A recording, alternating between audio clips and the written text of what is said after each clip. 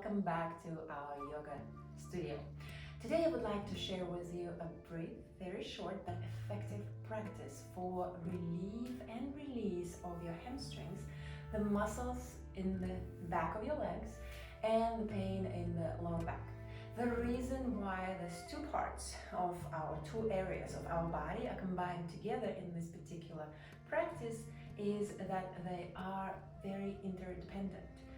Very often, if not in most cases, the reason for the lower back pain are tight hamstrings. And the reason that hamstrings are tight is our modern lifestyle. We spend most of our days sitting or walking. In other words, we spend our time, active time, when we're not sleeping, engage in those muscles. Engage in those muscles means those muscles get tighter, those muscles get shorter, and so to release them, we need to lengthen them. And that often translates in your lower back tightness and lower back pain. That's why these two parts of our body, these two areas of our body are combined in this one practice. For today's exercises, you will need a block or a stack of books if you don't have a block, and a strap, yoga strap, or a belt or a towel, and you might need a blanket. So let's start. All right, find your spot in the middle of your mat if you're using a mat. Bring your feet to a parallel position to each other, about hip distance apart. Lift your toes and plant them one at a time. And as you do this, notice how the sensation of the weight distribution, of the balance within your body shifted, and hopefully it improved, and hopefully you feel more stable, more grounded, more rooted. Tuck your tailbone for just a little bit and keep your chest open, shoulders relaxed, and your chin is parallel to the ground. For just a couple of breaths, stay here in the mountain pose, a pose of solidity, and maybe feel for a second, ask yourself this question: how you're feeling today? On the next breath, bring your arms towards the sky, look up, spinal extension, and as you exhale, soften your knees, send your hips to the back, dive down. On the inhale, grow tall, spinal extension once again. Exhale, dive down, relax head and neck. Inhale, up, look up, fingers towards the sky. Exhale, down, dive, dive, dive. Rest your belly on your quads. Inhale, up. Exhale, dive down, follow your breath. One more, grow tall, reach towards the sky. Exhale, dive down and stay here. Find the opposite elbows. Maybe straighten your knees just a little bit. Relax your head and neck down. And stay here for 10 smooth breaths in and out through your nose. Keeping your head heavy. Upper body surrendering, melting down, maybe resting on your quads if needed. Soften your knees as much as you need to keep the upper body, your back relaxed. Listen to your breath. Make sure it is even and smooth.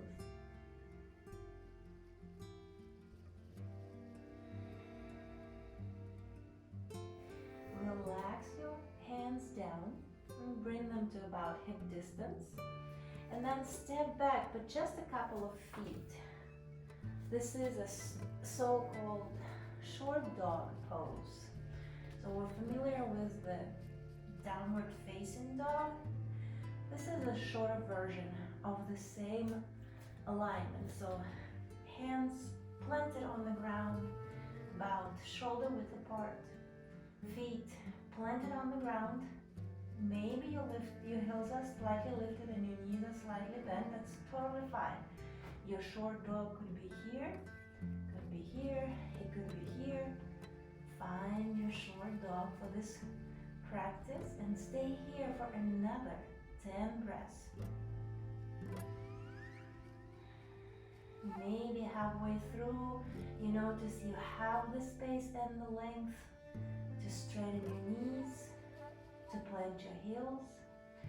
Or maybe for today you will stay where you are for the full length of 10 smooth and even breaths in and out through your nose. Upper body melting towards the back, fingers are spread, palms are flat on the ground.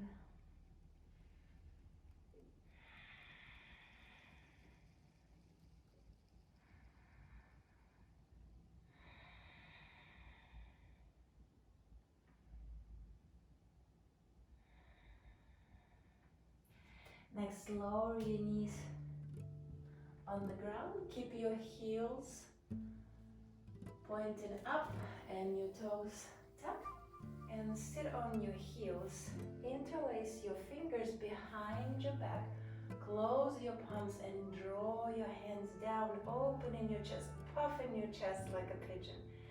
And first, let's open our throat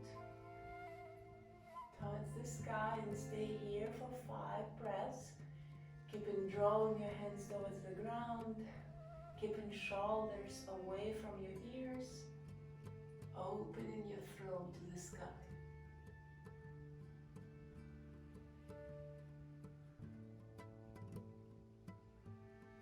Bring your chin towards the chest first.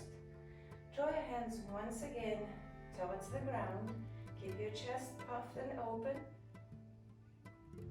Lower your chin towards your chest. And stay here for another 5 breaths.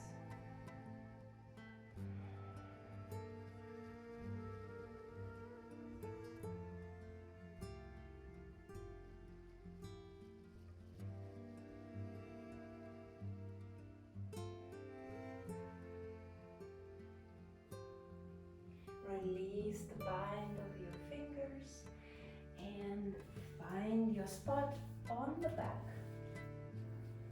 Legs extended.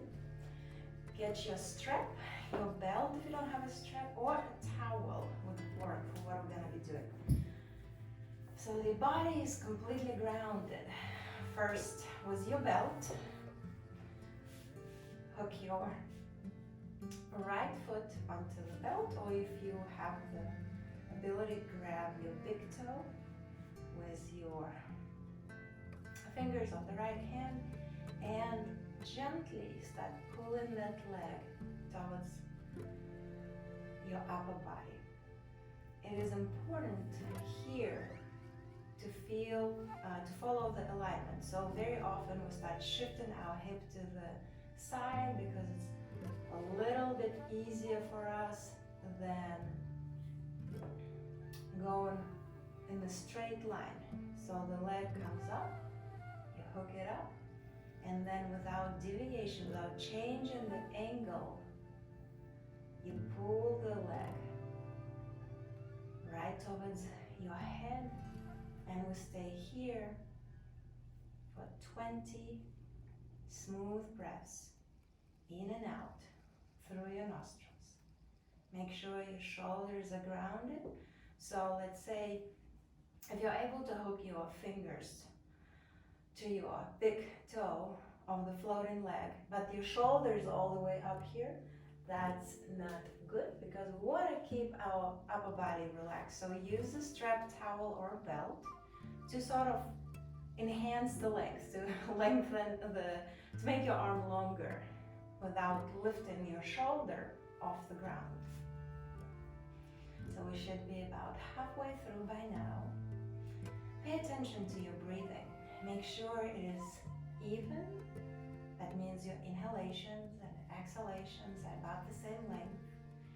Make sure it's complete, not shallow, not fast. Make sure it's smooth, right? The rhythm of your breath is smooth.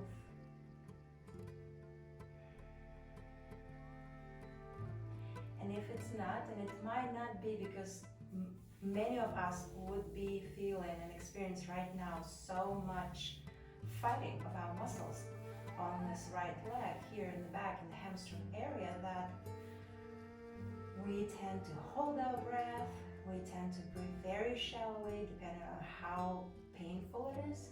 So make an effort, maybe distract yourself from the sensations in your leg, and just make an effort and make an intention to make your breath even, slow and smooth.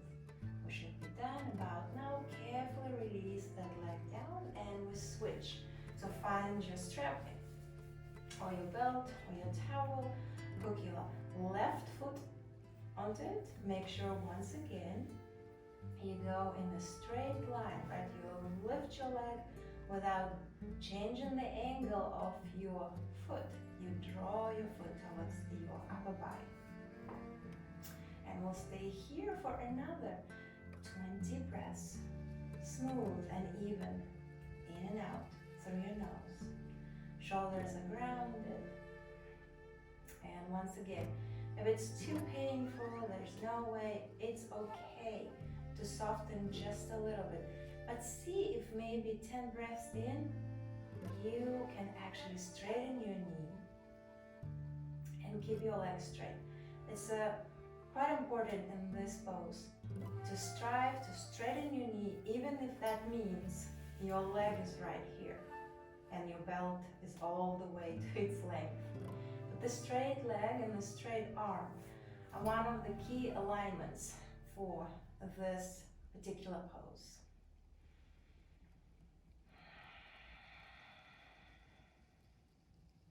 It's also a good opportunity to notice if there are any differences between your first leg, your first side, the right side, and the second side, your left side.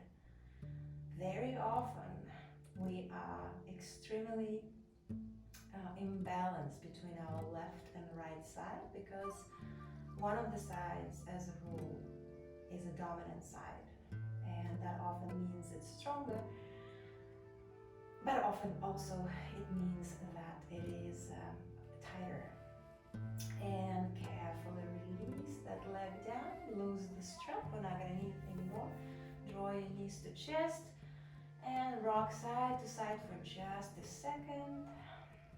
Extend the left leg down, and then you can bring your arms to a letter T shape, and on the exhalation twist to the left, lowering your right knee in the bent position towards the ground. Make sure when you look down, you see your left heel right under your left hip, and if needed, then adjust.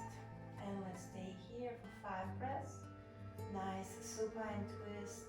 If you want, you can press with your left hand your right knee to kind of encourage or enhance your twist.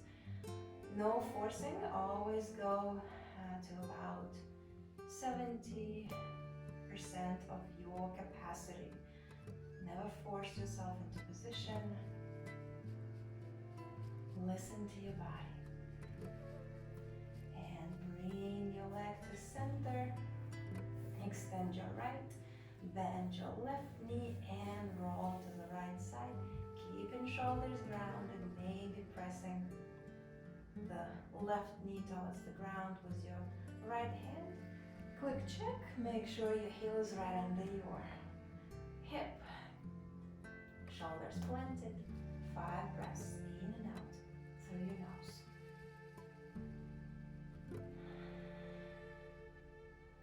The reason we want to keep the shoulders grounded and not follow the leg, because sort of our innate desire is to plant, to ground that knee. Meaning like, yeah, I can go in a full twist, but then your shoulder is up. The shoulder of the same side as the leg is up. And that's not good, because we want to, in the twist, we want to create, we want to develop and improve mobility in the area between it's the point where your middle back meets your lower back, and that's the area, the region where we want to create that mobility. So you lifting that shoulder doesn't help it, even though your knee most likely will be on the ground. All right, come back to center. And this is where you may want to use a folded blanket. I'm going to use one. And as I position myself, I'm going to make sure that the edge of the fabric of the blanket and the folded edge, not the one that has the edges of the fabric, the folded end, has about 4 fingers off my shoulder towards the edge. We do this to sort of create some cushioning under our neck. As you know, our neck is a very, very sensitive area of our back, of our spine. Okay, so we will come into a plow pose for another 20 breaths. Few options to come into the plow pose. That means legs are gonna go over. First version is to engage your legs, your inner thighs, your outer thighs, strong legs, and start bringing them over. You can prop your lower back with your hands and you stay here for 20 breaths. If your toes can't reach, you can prop yourself with a block. If you don't have a block, use a stack of books, or you can also use the wall. Like you can align yourself so when you lift your legs, they land on the wall.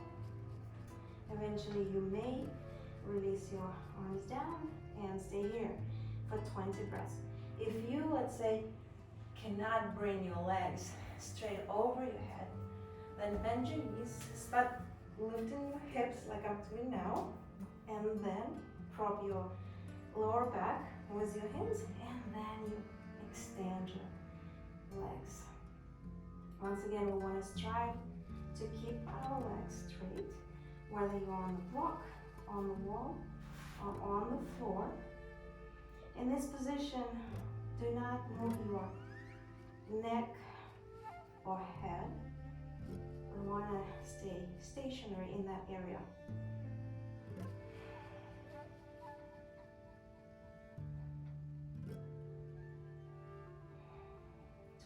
Smooth breaths in and out through your nose. We want to strive to take out the curve from our lower back as much as we can, so there should be no strain in your lower back. Ideally, we want to come to the alignment where our hips are stacked above our shoulders. You can keep propping your lower back, or if you feel safe and stable, release your arms towards the ground.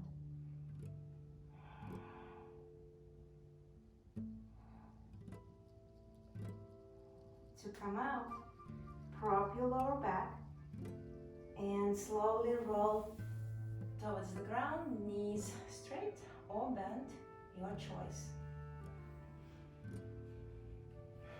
We can remove the blanket, we're not going to use it anymore. And let's grab a block or a stack of books. It's a little bit easier with a block because you can easily quickly adjust the height. So I will start very conservatively because I feel like that is already enough for the benefits for me to get. We'll start again on the back. We'll plant our feet, heels closer to your bum. Lift your hips, keep your shoulders grounded, head and neck not moving, and place the block lengthwise along your spine, but predominantly under your sacrum. Your sacrum is that area where it's, let's say, the center of your hips. So you have your pelvis, the pelvic bowl, and then it's that triangle. It's the end of your spine. It's the part of the spine that goes after lumbar,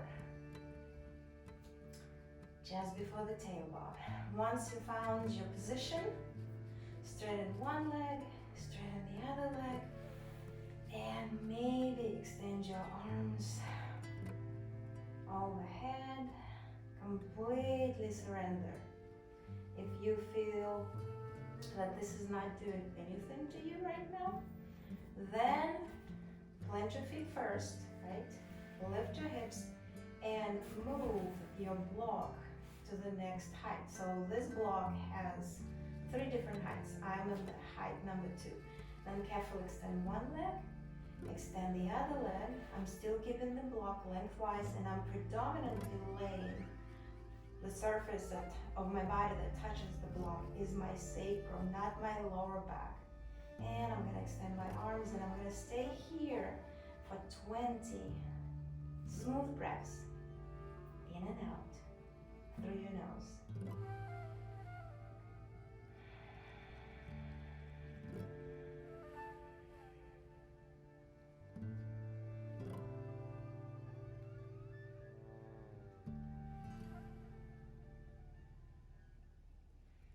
So what we're doing here in this very enjoyable, hopefully for all of us, position, we are stretching, we're lengthening and opening our torso, right? We spend quite a few moments being folded over, so in the spinal flexion. So this is more of spinal extension, right? The lengthening and opening of our torso, the front of our body. We're also,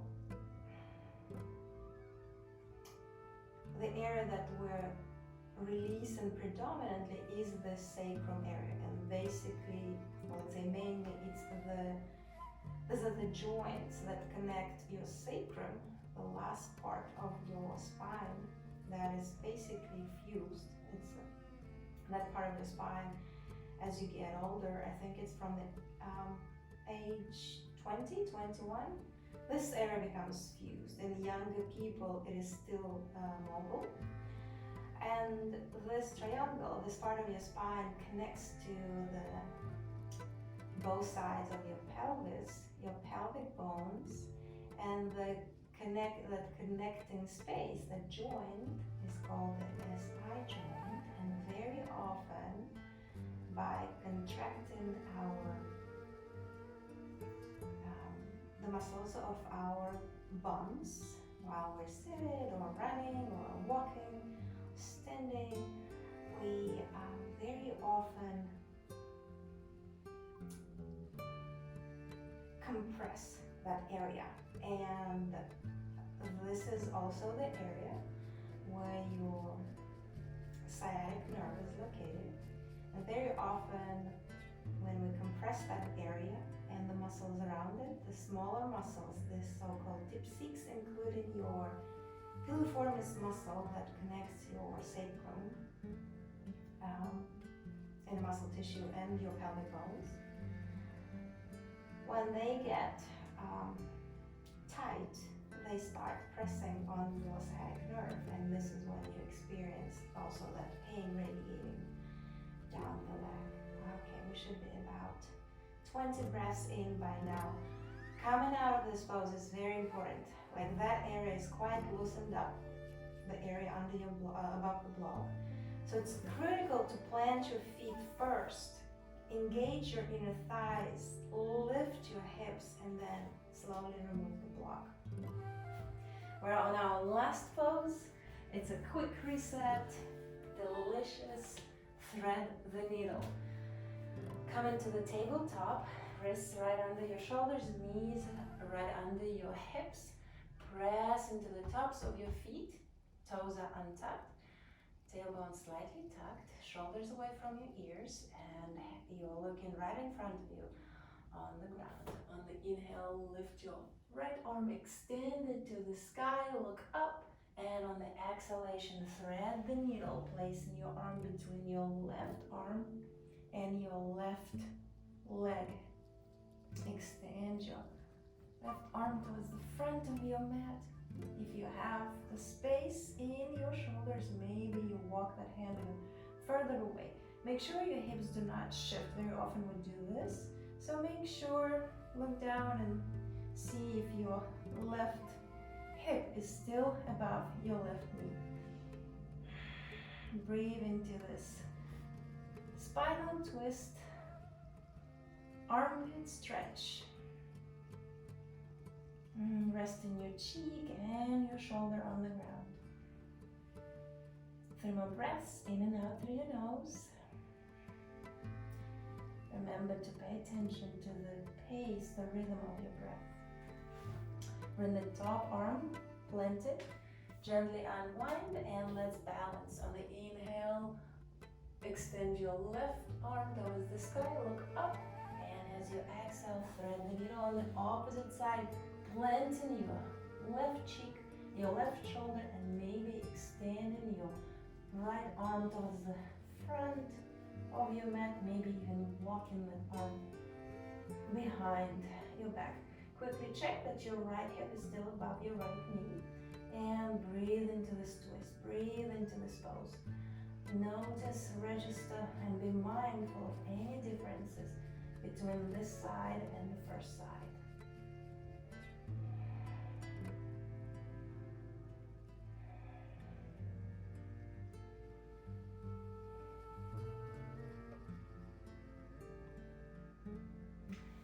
Plant your right hand, gently unwind. Sit on your heels, slide your hands forward, child's pose, rest your forehead on the ground.